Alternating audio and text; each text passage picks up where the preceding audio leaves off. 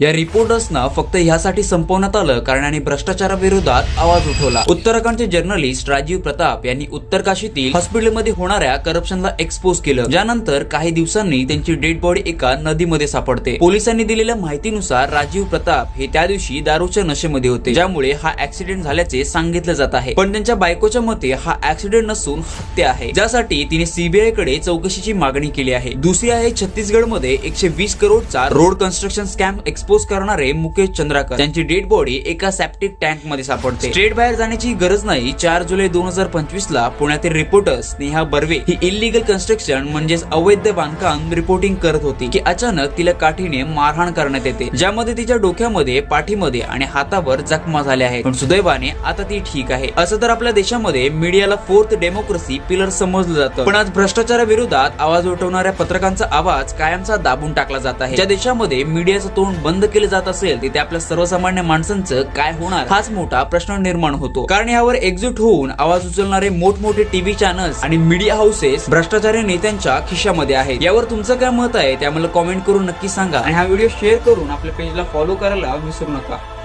धन्यवाद।